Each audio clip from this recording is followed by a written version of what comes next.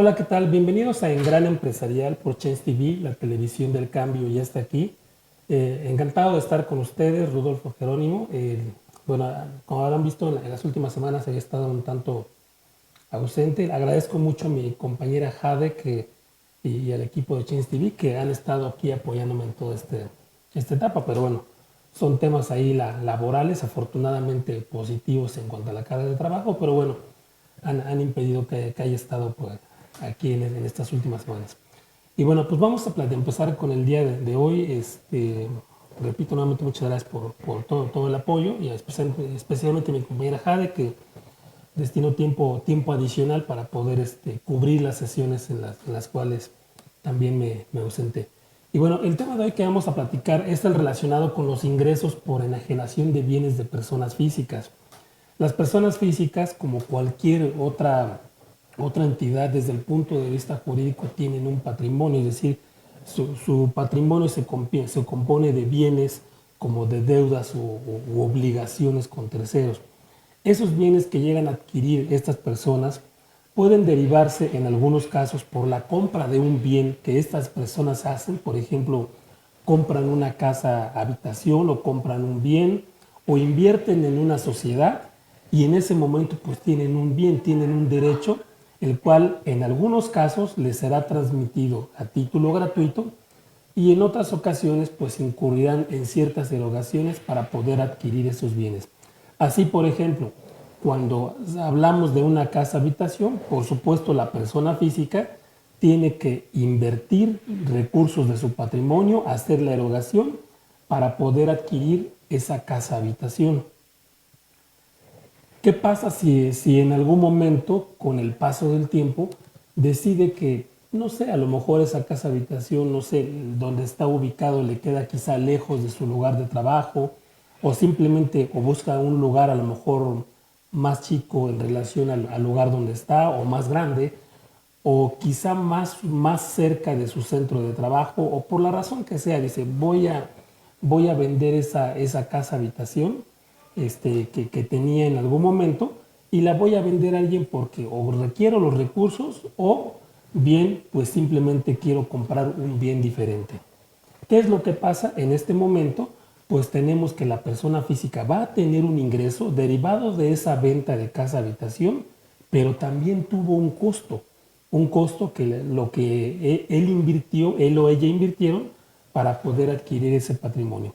Así, en este caso, la ley del impuesto sobre la renta no perdona a nadie, digo, salvo a lo mejor casos prácticos ahí de alguien que esté en la economía informal que está invisible para efectos de la autoridad fiscal, entre comillas, porque en algún momento lo pueden revisar, pero esta persona obtiene un ingreso y ese ingreso en principio se trata de un ingreso que debiera ser gravable para la ley del impuesto sobre la renta.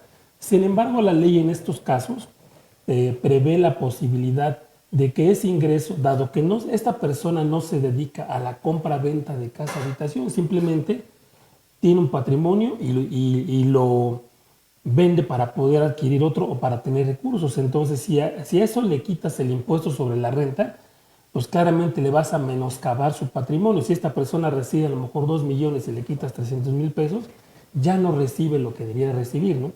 Pensando precisamente en este tipo de situaciones, es que la ley del impuesto sobre la renta prevé algunos supuestos que marcan exenciones.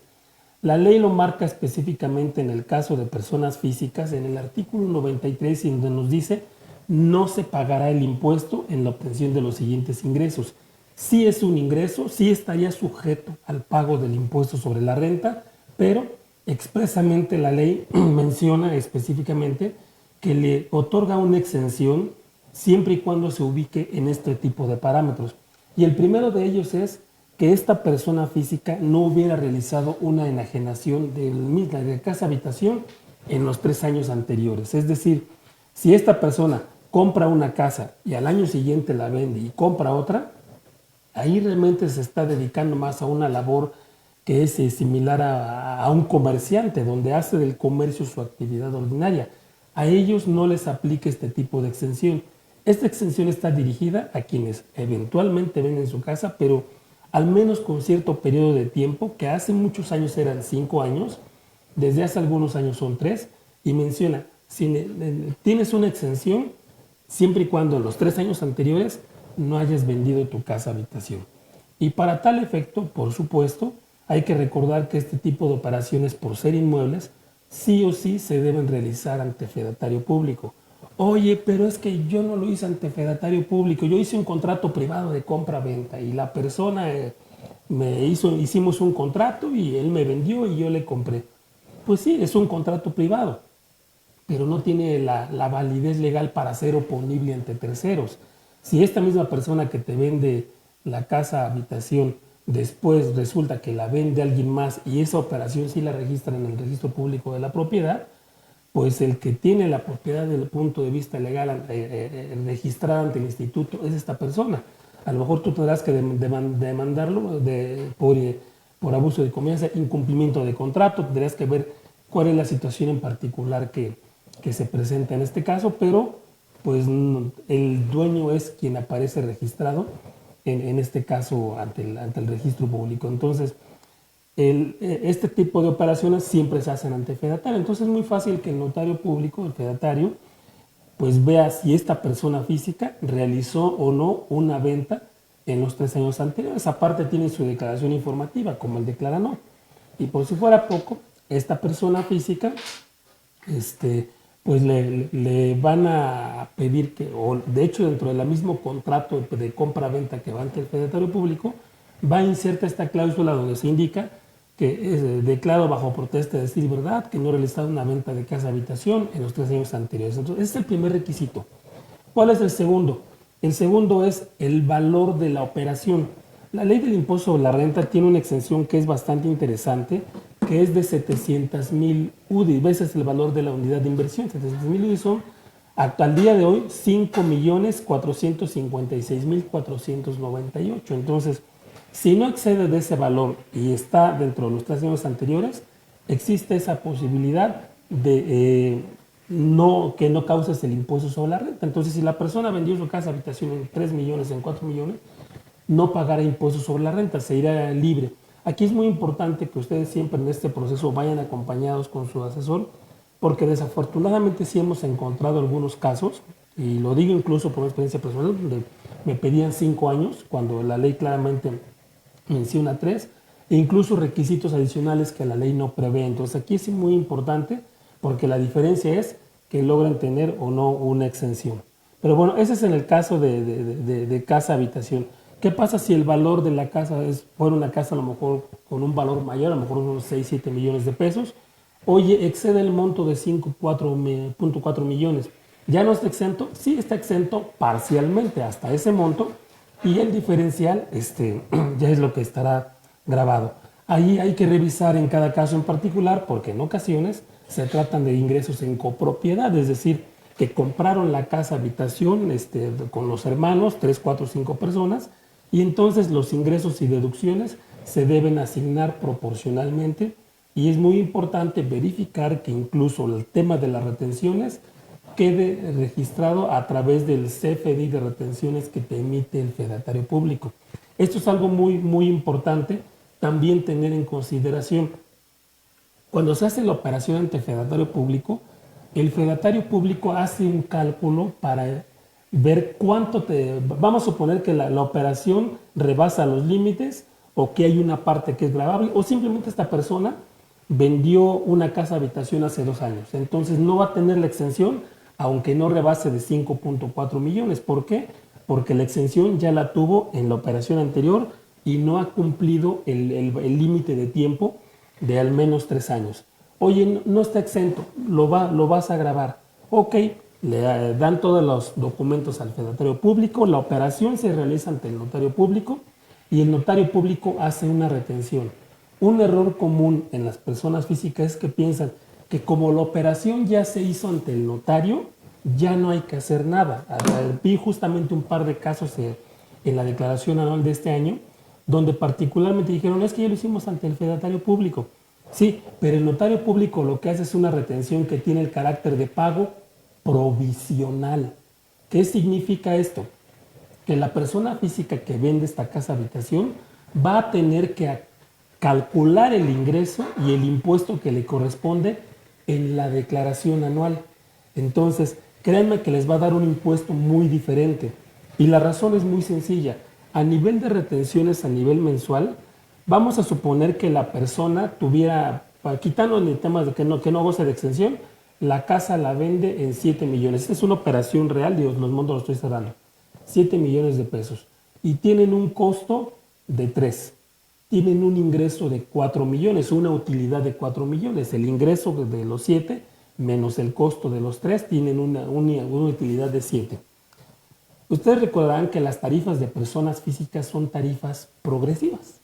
Son tarifas progresivas, entonces, pues entre más va incrementándose el ingreso, más va subiendo la tasa del impuesto, que va empezando en un 3, 5, 6%, hasta llegar a un 34, 35%. Entonces, no es lo mismo si metiéramos esos 4 millones a una tarifa anual que meter solamente una parte de ese ingreso. Lo que dice la ley es, esos 4 millones que tienes de utilidad, ¿cuántos años tuviste la casa? Fíjate que la tuve en 20 años. Ah, ok, divide 4 millones entre 20 y te va a dar un ingreso muy chiquito. Esa es la ganancia por cada año de tenencia. Esa ganancia, aplícale la tarifa del impuesto sobre la renta. Claramente no es lo mismo dividir 4 millones entre 20 años y que de un monto pequeño y aplicarle la tarifa anual que aplicárselo a los 4 millones. El impuesto va a ser muy bajito. El impuesto que se determine de esa forma te dice, una vez que calculaste, lo multiplicas por 20. Pero claro, lo que hice fue atomizar el ingreso y meterle una tarifa. Entonces el impuesto me va a salir bajo, normalmente. En la anual, ahí lo que va a pasar es de que en la anual hay que hacer un cálculo por toda la ganancia, tanto la parte acumulable como la no acumulable, y ese cálculo, que es un procedimiento no complejo, pero sí lleva cierto detalle, va a hacer que tenga que pagar impuesto en la declaración anual. Entonces, bajo este esquema es muy importante que estén correctamente asesorados en este tipo de operación, porque si no, se pueden enfrentar con una sorpresa. El otro tema que pueden llegar a tener una enajenación, pues es en una donación de bienes. Es decir, una persona, a lo mejor la mamá, le dona al hijo. Oye, ¿pero eso es un ingreso? Pues sí, porque la persona, la mamá, tenía tenía un ingreso y tenía un bien y lo transmite a su hijo. La mamá deja de tener ese bien, pero el hijo tiene un incremento patrimonial porque ahora tiene un bien que antes no tenía. Ese es un ingreso en principio. La ley del impuesto sobre la renta marca que la mamá hace una enajenación de bienes y el hijo tiene un ingreso por adquisición de bienes.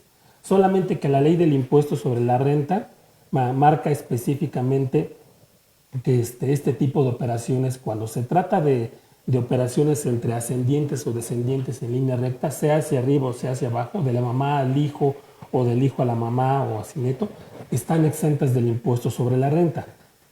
Si se tratara de una enajenación distinta, en este caso que fuera de a lo mejor a un primo, a un tío, tiene un límite de exención que son aproximadamente como 120,000 pesos y lo que exceda es un ingreso agravado. Entonces es muy importante porque a veces decimos, te da una transmisión de propiedad, podría originarse por ahí algún ingreso, ¿no?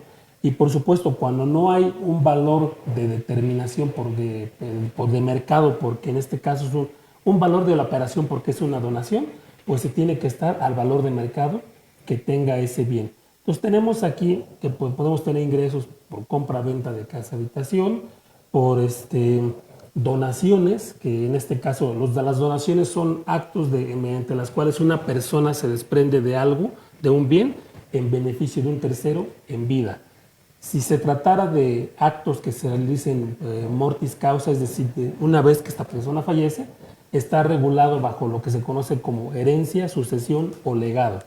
Es decir, una vez que la persona fallece, si hay un testamento, pues se abre el proceso, de acuerdo al testamento se indica qué bienes le quedan a cada una de las personas, o en su caso, si no lo hay, pues se abre lo que es la sucesión legítima, en cuyo caso pues hay una prelación en cuanto a los bienes que van a recibir. En ambos casos, sea por sucesión legítima o testamentaria, también hay una transmisión de propiedad, hay una enajenación de bienes.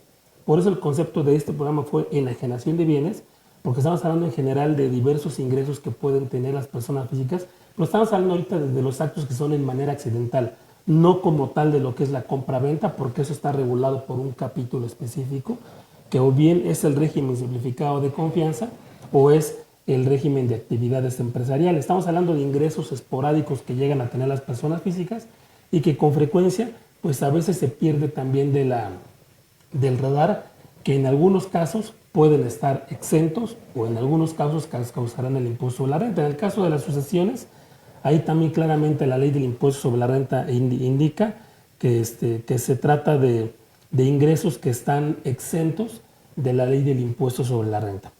Pero podemos tener otro tipo de ingresos. Entre ellos están los relacionados, por ejemplo, oye, no es casa habitación, lo que estoy vendiendo es un local comercial. Compré hace 4 o 5 años un local comercial, que es donde tengo mi negocio, y hoy lo voy a vender. ¿También me aplica esta exención que mencionaste de las 700,000 UDIs? No. Esta es para enajenación de casa habitación. Entonces, ahí particularmente en el caso de un bien que tenga un destino diferente, ahí no te aplica la exención, y eso con fundamento en el artículo 93 de la Ley del Impuesto sobre la Renta, donde nos dice ahí particularmente que son los ingresos exentos, los derivados de la enajenación de la casa habitación del contribuyente, es la fracción 19 del artículo 93 de la Ley del Impuesto sobre la Renta. Viene la condicionante de los 3 años, entonces en este caso, pues claramente no habría esa exención si se tratara de un bien cuyo destino es distinto al de una casa habitación.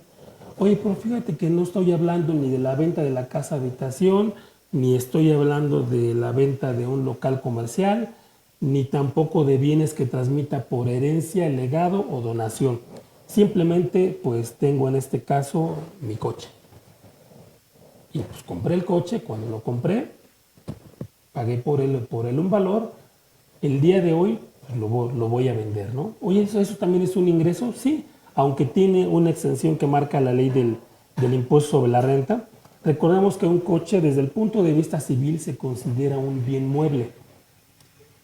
Sí, porque la ley, en este caso, la legislación civil indica que bienes muebles son aquellos que pueden trasladarse de un lugar a otro, ya sea por sí mismos o por efecto de una fuerza exterior.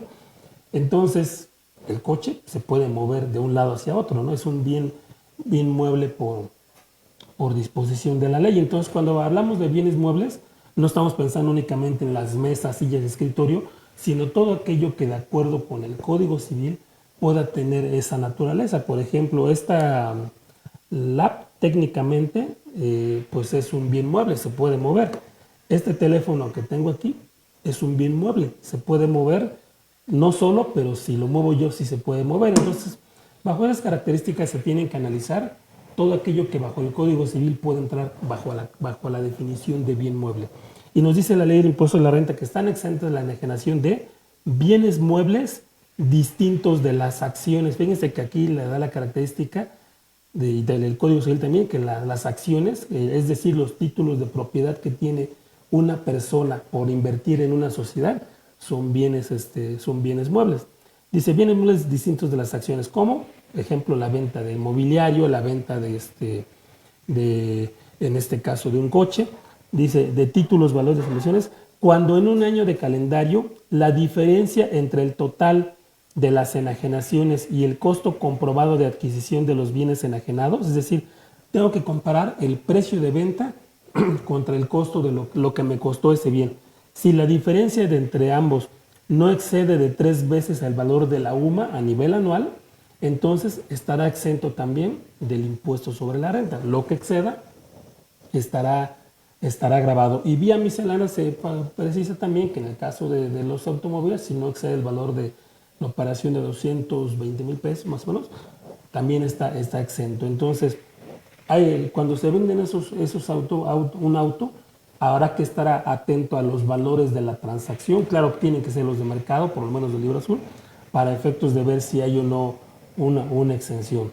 Y recordemos también que hay los casos en los cuales pues la persona pues dice, tengo un auto usado y lo voy a dar en pago, por ejemplo, a una agencia, porque me interesó un coche de esa agencia. Entonces, en lugar de vender el auto, tener el efectivo y pagarlo, lo que voy a hacer es otorgarlo como pago de ese auto que estoy comprando. ¿Qué es lo que va a hacer la agencia en este caso? ¿Hay forma de que el SAT se entere? Sí, claro que sí, porque la agencia en este caso tiene que, recordemos que la agencia recibe un auto, que es el caso de la persona que le transmite el auto, pero normalmente esta persona, si está dado de alta bajo el régimen de honorarios o actividad empresarial o reciclo, tendría que emitirle una factura por la transmisión de ese coche. Pero si no es así, si es una persona asalariada que simplemente en algún momento adquirió un coche, pues no le va a emitir una factura, no está obligada a emitir comprobantes. Pero la agencia necesita comprobar el valor de adquisición de ese coche, de quién lo compró. Entonces, para eso existe algo que se llaman complementos de factura. En los complementos hay uno específico para este tipo de empresas, es decir, cuando la empresa adquiere el coche, va a emitir una factura donde va a indicar cuál es el coche que te está vendiendo y cuál es el valor de transacción. Pero abajo hay una parte que se llama complemento. Ese complemento forma parte de la estructura del CFDI, así como los complementos de nómina, por ejemplo, donde emites un recibo de nómina y tienes complementos donde indican las prestaciones exentas, grabadas, si te aplicaron subsidio al empleo, si son prestaciones no grabadas, etcétera. Algo parecido en el caso de los coches. La empresa que te adquiere el coche, la que te recibe el pago del coche, emite un complemento donde va a indicar quién le está transmitiendo ese bien. El señor Pedro López Hernández, su RFC, el valor que se le está dando a ese vehículo y el valor que se está aplicando como pago de la contraprestación. Entonces, ciertamente la persona física no emite una factura, pero en el complemento de pago, en el complemento, perdón, de factura, ahí viene ya identificado todos esos valores. Entonces, hay una trazabilidad hacia el SAT, ¿no? Hacia el SAT de que hay una adquisición y un pago, en este caso en especie, con un bien, y el valor que queda sujeto a financiamiento o a las condiciones que establezca la agencia. Pero ahí también hay esa transmisión. Se me olvidó comentar algo del tema anterior, cuando se trata de una adquisición, en este caso de una casa habitación, es muy importante sobre todo que las personas físicas verifiquen si la persona que compra que vende una casa habitación está dada de alta en el Registro Federal de Contribuyentes, si tiene la obligación de emitir comprobantes, tiene que emitir también una factura por la venta de casa habitación. No basta solamente con la escritura notarial. ¿Por qué? Porque para poder deducirla en algún momento, si lo llega a vender, pues necesita una factura. Y la escritura notarial no es una factura.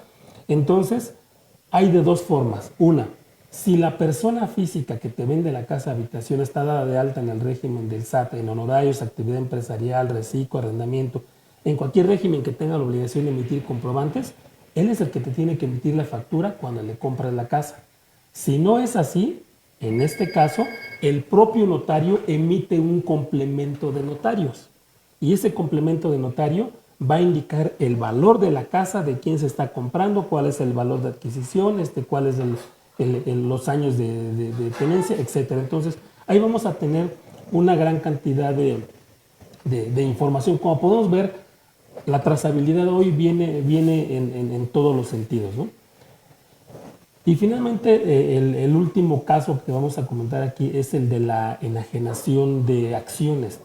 Puede ser que la persona física haya invertido en algún momento en una persona moral y esta persona moral, pues obviamente le emite sus acciones, sus títulos de acciones, con las cuales comprueba que es accionista de una empresa de capitales como una SA, o en su caso que es socio si se trata de una sociedad de personas como una sociedad de responsabilidad limitada, una sociedad de nombre colectivo, etc.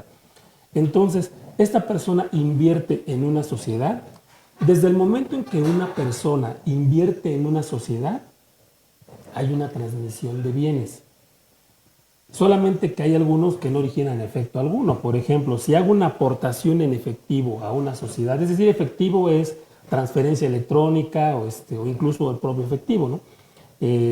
Moneda de curso legal. Hago una aportación, hoy estoy enajenando, sí, porque tenía dinero, ya no lo tengo, lo aporté a la sociedad, en cambio recibo acciones. Solamente que no tiene valor per se, porque pues, el valor aportado es igual al valor de mercado del dinero, entonces no hay una ganancia. Pero si esta persona física aporta bienes a una sociedad, entonces entramos ahí en una enajenación de bienes y ojo porque ahí podría tener en algunos casos, cuidando los temas de exención por supuesto, pero puede tener en algunos casos un ingreso gravable. Y esto es muy importante sobre todo para los empresarios que en ocasiones llegan algunos asesores donde les ponen algunas estrategias bastante agresivas, donde hacen aportaciones de bienes y dicen, es una aportación y le das un efecto a la empresa que ahora tiene un bien adquirido, que es un edificio, es un inmueble, son marcas, etcétera, y ahora tienes un activo que vas a empezar a depreciar o amortizar, no deducir fiscalmente. Pero hay que cuidar primero, antes de darle el efecto en la sociedad, si es que se llega a dar, el efecto que tiene para la persona física. Con frecuencia este tipo de planeaciones cuidan solamente una parte de lo que es la empresa, pero descuidan los efectos y luego la persona física, el accionista o la propia empresa incurren en responsabilidad solidaria en términos del Código Fiscal de la Federación. Entonces hay que cuidar ese tema. Pero haces una aportación a la sociedad y entonces recibes acciones. Aunque haya hecho la aportación hoy a las 10 de la mañana, si a las 5 de la tarde, digo, pensemos que ya está protocolizado el acta, no muy eficiente el notario, o al día siguiente o al mes siguiente, me quiero salir, no le puedo decir a la persona, oye, te aporté 10,000 pesos a la empresa, dame mis 10,000 pesos. Es decir, no es, te doy la acción, me regresas mi acción. Cuando uno entra a una persona moral, hay dos formas particulares de salirse. Una es una reducción de capital, en la cual te reducen el capital y ves si al momento de salirte le debes un impuesto al fisco, o bien vendes tus acciones, en la cual eres accionista, pero ahora hay alguien que está interesado en entrar en la sociedad, le vendes las acciones. Si vendes las acciones, en este caso, particularmente la ley del impuesto a la renta te marca que te tiene que retener quien te compra el 20% del impuesto sobre la renta, excepto cuando le digas no me retengas el 20%, es muy alto, yo voy a presentar un dictamen. En el primer escenario, si la persona física te retiene, él tiene que emitirte un CFDI de retenciones, obligaciones que muchas veces pasan por alto las personas físicas, porque él te va a retener el impuesto, lo va a pagar al SAT, pero el SAT no sabe a quién le retuvo, solamente lo enteras como otras retenciones, pero esas retenciones en la declaración del SAT no tienen nombre y apellido. Tienen que hacerte un CFDI de retenciones. Y si optas por el dictamen, en este caso que la persona que vende, es la propia persona que vende quien presenta su declaración de impuestos. Entonces te permite optimizar el impuesto, es una alternativa válida precisamente dentro de la ley y que te evita en muchos casos el incurrir en un gasto innecesario. Si requieren ahí en algún momento algún análisis o están pensando en vender sus acciones, con mucho gusto los puedo apoyar. Pueden consultarme a rodolfo.geronimo@actiontax.com o bien a r.geronimo01, jerónimos con j, @gmail.com. Entonces, se puede optimizar de una forma legal, dentro del marco legal, y no es ninguna estrategia agresiva, es un tema perfectamente válido dentro de la ley y que te permite el optimizar tu carga fiscal. Entonces, esos son básicamente, digo, por supuesto es un vistazo muy, muy general de todo este tipo de consideraciones, de lo que nos encontramos en la práctica. Si requieren alguna asesoría, con mucho gusto los podemos apoyar en ese sentido. Y bueno, por mi parte, quiero agradecerles el espacio, el tiempo, y también, bueno, comentarles que estoy haciendo una pausa. Afortunadamente ahorita es un tema laboral, en el buen sentido, un happy problem, como se le llama, que precisamente es lo que ha hecho que no haya podido estar con la frecuencia aquí dentro del programa, pero ustedes comprenderán que te citan a una reunión con cliente y a veces no puedes mover tanto tu agenda, ¿no? Es un tema temporal, estaré pronto de regreso aquí, si lo permiten, aquí en Chins TV, pero pues quiero agradecerles estos 2 años que he estado aquí en esta sesión, a mi compañera Jade, a Gaby, al maestro Juan José Morales, a Ani, por supuesto, a la producción, todos quienes me han apoyado aquí en algún momento. Estoy en ese proceso de reorganización y muy pronto estaré de regreso. Les agradezco mucho su tiempo, quedo siempre a sus órdenes, como un colega, amigo, y lo que necesiten estoy a sus órdenes.